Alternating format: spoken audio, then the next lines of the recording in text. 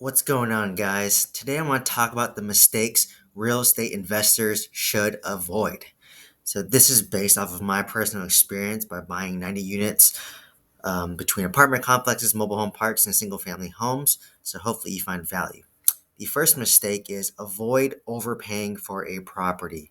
Make an offer that makes sense to you and only you. So when you get into apartment complexes and you work for a broker, a lot of times there's multiple rounds of bidding, right? You submit an offer, they counter it with best and final. You submit another offer, another best and final, another offer, another best and final. And by the time you get to your fifth best and final offer, you're way overpaying for this apartment complex. So I always say, just make an offer that makes sense to you and only you. So always have a maximum price that you're willing to pay for an apartment complex that makes sense for you and only you.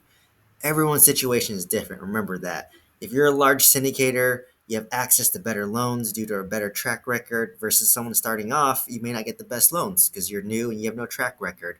So the key is make an offer that makes sense to you and only you. The next piece of advice is you make money when you buy right.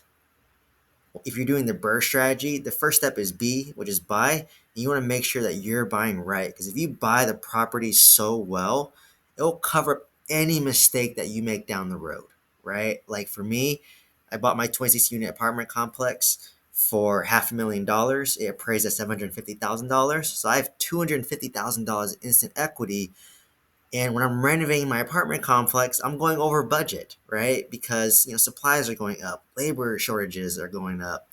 We uncover a lot of unexpected things. Like there's like a plumbing issue that we had to fix. The electrical panels need to be brought up to code. So there's always going to be unexpected things, right? Your renovation costs going to take a lot. It's going to be a lot more, take a lot longer. And when you take over an apartment complex, there's always large unexpected capex expense, right? Like when I took over my 20 unit apartment complex, I had to fumigate all 20 units of bed bugs, and that cost me $10,000, right? And yeah, it sucked, but because I bought that 20 unit $50,000 under market, if I had to spend $10,000 extra, I'm still, $40,000 below market. So that's why buying right is so key. That's how you be successful in real estate. It's just learning how to buy right, and it'll cover all your other mistakes that you will make. Even if you have a mentor, or you don't have a mentor, you will make mistakes. And if you just buy right, you will be grateful of it, especially if you're trying to do cash out refis and add value. You will scale a large real estate portfolio. The next, second most common mistake that real estate investors should avoid is being cheap with insurance. I see this all the time, and you always want to buy replacement cost insurance. That is the key. Always buy replacement cost insurance.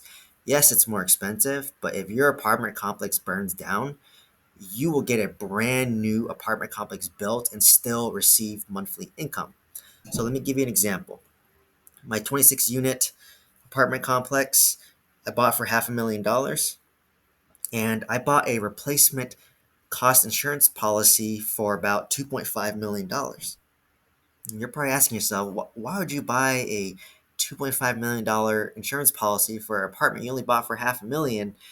And the reason is for replacement costs. If that whole apartment complex burned down to the ground, I need to rebuild it back up from scratch to 2022 or 2023 standards, it's going to cost a lot more than $500,000, right? Like, so when you're working with your insurance agent or broker, they'll typically tell you, oh, you need about $150 per square foot, or $100 per square foot, or $200 per square foot, depending on your market. So in Oklahoma, it was $150 per square foot to rebuild an apartment complex from the ground up. So, you just do the math, right? So the square footage was roughly around 15,000. And you times that by 150 square foot per unit, and that's how you get your replacement cost insurance. And I typically ask for multiple points, right? So I may ask for 150 square foot, $150 per square foot versus 200. And if the price is pretty comparable, not too much of a gap, I might lean towards that 200 square foot um, quote. So on the other hand, most mom and pop owners, and believe me, I bought properties from multiple mom and pop owners, and they always have cheap insurance. Like, for an example, for the 26 unit, the owner spent around 10,000 for his insurance policy, and mine was 19,000. It's almost double. And for my 20 unit, he bought a $5,000 insurance policy. Mine was 10,000. So it's about double what you're quoted. And the reason for that is because they're buying an actual cash value insurance policy, and that's always cheaper, right? And this is what typically lenders will only require, because what actual cash value looks at is, let's just say I need a new roof, or let's just say I have a roof that's 20 years old and has a lifespan of 30 years, and let's just say a, a storm hits or hurricane hits, my roof needs to be replaced. What they do is I have to pay the deductible. After paying the deductible, they're just going to say, well, your roof had only 10 more years of life, so we're only going to give you, so you used up 20 out of 30 years of the roof, which is roughly around, what, 67%. So we're only going to pay you 33% to get a roof. So you still have to come out of pocket with a roof. So you're paying a deductible, plus you only get 33% from the insurance company, then you get to pay the rest. Versus if you have replacement cost insurance, the moment that roof is gone, they're just going to give you the full cost of the roof to replace it to 2022 standards. So, a lot of lenders, they quote the actual cash value because they just care about getting their loan back, right? Like, if my $500,000 26 unit apartment complex burned to the ground today and my loan's only $390,000, they only care about getting the $390,000 back, and whatever's left over, I get it. But let's just say, at the end of, after paying off the loan, I only get $200,000 back. I can't build a 26 unit apartment complex in 2022 for $200,000. I might just end up having a single family home there, right? So, so just going back to those two scenarios again, if you have replacement cost insurance and it burned down, you get a brand new, I'd get a brand new 26 unit A class apartment complex built from the ground up to 2022 standards, which is very nice. It went from a C class to an A class. Versus if you have actual cash value insurance and it burns down, you're going to pay back your loan and you'll have not enough money to rebuild your 26 unit. Maybe I can only build like a 5 unit apartment complex that's A class, right? So that's what I mean by don't be cheap with insurance, and whatever's quoted by the lender, whatever's quoted by the pro forma on the offering memorandum, whatever's quoted by the broker, they're always inaccurate because they're usually quoting you actual cash value insurance.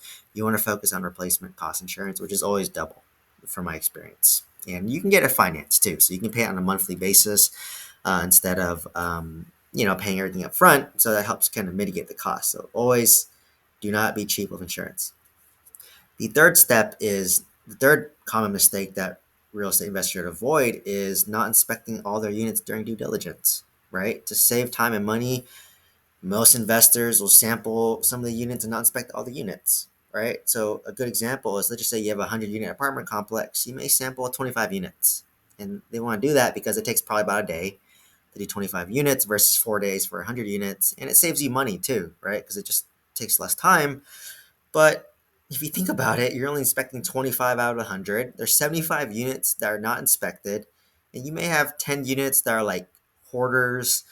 They may be completely burned out. They may be fully gutted. That's going to cost you $50,000 at least per unit, which will leave you with a very big surprise when you take over the apartment complex, right? So, so as a rule of thumb, what I recommend to all my students and in the course is you want to inspect all units to minimize your surprises. And just know that even if you inspect all 100 units, you're going to always have a surprise, even after doing that, but you want to minimize your surprises. And what's nice about getting all units inspected is you can ask for seller repair credit, right? And that's how you lower your down payment and get money back, lower your down payment and better able to leverage your resources. So yes, I'm paying more to inspect 100 units versus only sampling 25, but I can negotiate for more seller repair credit and they know that, hey, I inspect all 100 units. These 10 units need their electrical panels, they're out of code, and they need to be replaced, right? So, sometimes you might inspect 100 units, and yeah, if you don't go through the deal, you lost that money, right? But at least and you might have lost even more money if you went through with the deal without doing all the inspections. So, general rule of thumb, please inspect all units. Do not get cheap on this aspect.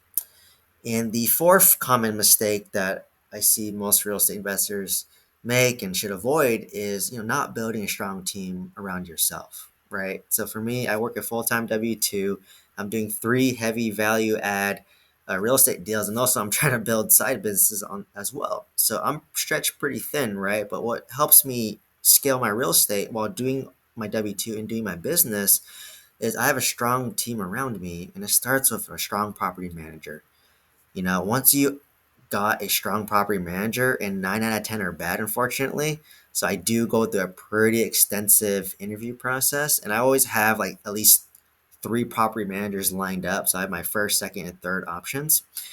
But once you have that strong property manager, treat them so well because they will make your life so easy. They're going to manage your property well, which is your asset. They're going to increase the value. They're going to refer you to strong contractors, refer you to strong lenders. They'll help get you off market deals because let's just say they're managing another 50 unit apartment complex and they know the owner wants to sell. They might bring the deal to you first, right? They're going to tell you how to renovate it. They're going to tell you how to maximize your rents.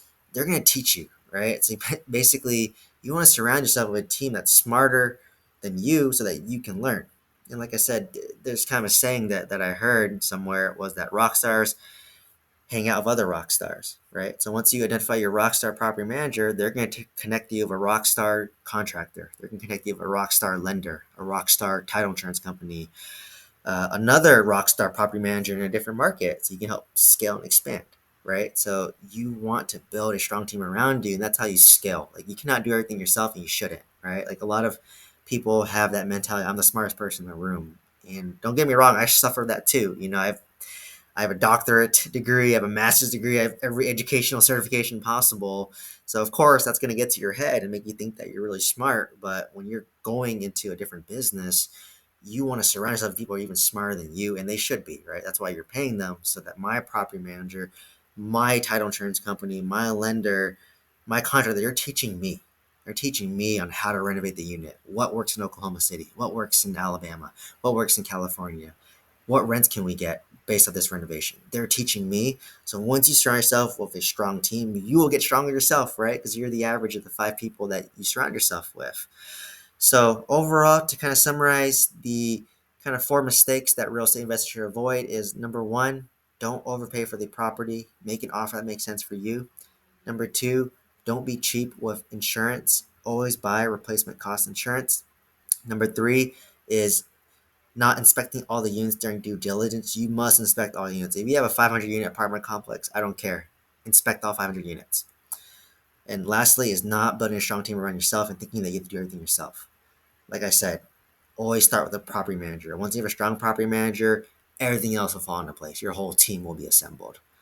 So overall, if you found this video helpful and you found value from this, please like and subscribe. Leave any comments down below for any questions. If you just feel that you're very intimidated by trying to jump into apartment complexes, you're stuck with analysis paralysis, you just want to surround yourself with like-minded individuals who are trying to build an apartment complex portfolio, please check out the link down below for my course and mentorship. And once again, hope to see you in the next video. Thank you so much.